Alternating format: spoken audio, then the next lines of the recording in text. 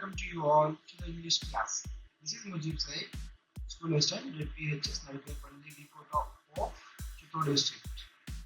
In this module, we will be discussing a nice poem on killing tree. Before that, let's have a close look on the overview of the lesson. Children, just have a glance on the overview of the lesson. The entire lesson has been segmented into 3 parts. Part 1 is reading comprehension 1 and 2. Part 2 is thinking about the text. And the part 3 is thinking about the language. Children, let's have the learning objectives of the lesson. Learning objectives of module 3. By the end of this lesson, you will be able to recite the main message of the poem on killing a tree in your own words. Justify why it takes a long time to kill a tree according to the poem on killing a tree. Judge the poet's view on cutting trees. Do you agree or disagree with the poet's perspective? Provide reasons to support your answers. Predict what will happen to the tree if only the branches are cut but not the roots, based on the information provided in the poem on killing a tree. Summarize the steps to kill a tree as described in the poem on killing a tree. Use the imaginary and metaphors used in the poem on killing a tree to write a short paragraph about the impact of deforestation on the environment. Explain symbolism behind the white liquid flowing out of the roots of a tree as described in the poem on killing a tree. Tell a story about a tree that was saved from being cut down, highlighting the significance of preserving nature. It takes much time to kill a tree, not a simple job of man. We'll do it. It has grown, slowly consuming the earth, rising out of it, feeding upon its crust, absorbing years of sunlight, air, water, and out of its leprous hide, sprouting leaves. Dear learners, have a glance on the summarization of the stanza 1. In the first stanza, the poet says that it takes much time to kill a tree. It cannot be done by a simple cut of a knife. The tree has grown gradually and its roots have gone deep inside the soil. The tree got its nutrients from the earth and grew in an upward direction by absorbing years of sunlight, air, and water. The leaves and branches of the tree sprouted from its bark and looked like a leprous disease. So hack and chop, but this alone won't do it. Not so much pain will do it. The bleeding bark will heal, and from close to the ground will rise curled green twigs, miniature boughs, which, if unchecked, will expand again to former size. Summary of stanza 2. The poet says that cutting and chopping a tree with an axe is not enough to kill the tree. This will give pain to the tree, but it won't be sufficient to destroy it. The sap flows out from the tree when it is cut or chopped. It is similar to human bleeding when they get wounded. The bark will heal itself with time. New branches will grow again and expand to their former size. Nature has the ability to recover itself. Know the roots is to be pulled out of the anchoring earth. It is to be root, tied and pulled out, snapped out, or pulled out entirely out from the earth, cave, and the strength of the tree exposed. The source, white and wet, the most sensitive, hidden for years inside the earth. Now have a summarization of stanza 3. In this stanza, the poet suggests how a tree can be killed. The tree was strongly held to the earth by its roots. So to kill a tree, its root has to be uprooted from the ground. To do so, the tree has to be tied with a rope and to be pulled out completely from the earth cave. Here, the earth cave means the space which is created on the earth by uprooting the tree. The power of the tree lies in its roots. It's the main component of the tree. When the life source of the tree, that is roots, is exposed, the tree will die.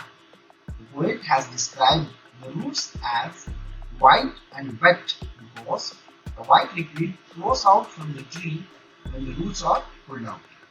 These roots are the most sensitive and hidden part of the tree, which was inside the earth for many years.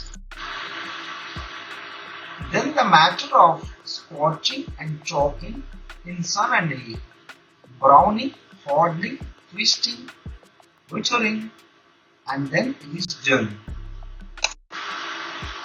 Summary of stanza 5. In this stanza, the poet explains the conditions of the tree after its roots have been uprooted. He says that the tree will gradually dry up due to the hot heat of the sun and wind. It will not be able to breathe and the transport of nutrients will stop as its roots will be pulled out. The trunk of the tree will become brown and will harden. With time, the tree will dry and bend out of shape. Finally, the tree will. Dear learners, now have a glance on the glossary of the poem. The first one is jaw, stab or to hit someone forcefully. Leprous hide, discolored bark of the tree. Hack, cutting with heavy blows. Bleeding bark, the section of the liquid from the bark when it is cut with a sharp object. Curl, with twists. Fix, generally leaves. Boughs, branches. Earth cave, inside of the earth. Scorching and choking, the drying up of the tree after being uprooted. Withering, the process of decaying. Children, now look at the theme of the poem. The poem depicts a clear picture of man's cruelty towards trees. The poet states that trees are living things and we should not cut them. Destroying a tree is like killing a human being. A tree does not die by just chopping and cutting. It grows again from where it has been cut. It only dies when it is uprooted from the ground. In the entire poem, the poet mentions the idea of how to kill a tree to make humans feel that they are doing a heinous crime. The poem shows the destructive nature of humans and the indestructibility of nature. Now, dear learners, please look at the assessment 1. Here we have some set of questions. The first question is, can a simple job of the knife kill a tree? Why not? The answer is no. A simple job of the knife cannot kill a tree. This place from where the tree is cut will give out sap, and once the wood heals, new branches and leaves will grow from it, which will develop into trees. Second question. How has the tree grown to its full size? List the words suggestive of its life and activity. Answer.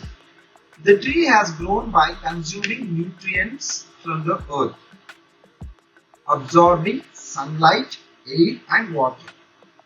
The words suggestive of its life and active are consuming the earth, rising out of it, feeding upon its crust, absorbing years of sunlight, air, water. The third question is, what is the meaning of bleeding bark? What makes it bleed? The answer. Bleeding bark refers to the sap which flows out of the tree's bark where it is cut. The tree bleeds when it is cut with a knife. The fourth question. The poet says no in the beginning of the third stanza. What does he mean by this? No means that the tree will not die by cutting or chopping the trunk. Then the fifth question. What is the meaning of anchoring earth and earth cave? Answer. Anchoring earth means that the earth supports the tree firmly. Earth cave refers to the pit in the earth where the roots of the tree bind it firmly to the earth. Question number 6. What does he mean by the strength of the tree exposed? Answer. The strength of the tree exposed means that upon being uprooted, the most sensitive and important part of the tree, that is, the roots will no longer remain hidden in the earth. And the last question. What finally kills the tree? The tree dies when it is uprooted. When it is detached from the earth, it withers, hardens, twists, and finally dies. Dear learners, now listen to a short story about a plant that was saved from being cut down. Once upon a time, Tim, the boy who was going to his grandpa's house, who lived in the village, one day, when he was playing in the garden, he wanted to do an experiment. He wanted to cut a newborn plant, but when he was about to cut the plant, there was a noise like this. Juan, Juan, Juan, don't cut me. Chin looked around himself, but he could not find anyone. So he started cutting again. But the same sound came again. Please don't cut me. Oh, please don't cut me. Chin was surprised that the little baby plant was talking. So you are talking to me? And what do you want? Chin asked. Then the baby plant replied, please stop cutting me. Why are you cutting me? Tim said, I'm doing an experiment. Now don't interrupt me. Then the mother who was near the baby plant said, oh, please don't cut my baby. Tell me, what did he do? Tim said, he did nothing to me. Then, why are you hurting my poor little baby? Asked the baby plant's mother. Then Tim said, I can do whatever I want to do. She told, think this way. What is your favorite fruit? Mango, black grapes, strawberry, and orange. Tim replied. Then plant's mom said, do you know that all of that come from the tree? Can you tell me your favorite vegetable? She asked. Yes, it is carrot and broccoli, Tim replied. They all come out of the trees too, said baby plant's mom. And did you know that we, the trees, give you the most important thing that you need to survive? No, said Tim. We give you oxygen, which allows you to be alive and breathe. We give you food, house, wood to burn, paper, pencil, medicine, and many more things that you need to survive, Mom said. You can be a friend of me and my baby plant. Let's all be friends. Then Tim realized that he was hurting something that helps him survive. And then he said to the tree that I will tell everyone about never cutting trees. I will tell that to my friends, family, and everyone. Sorry that I was hurting your baby plant. Let all be friends. friends. Thank you.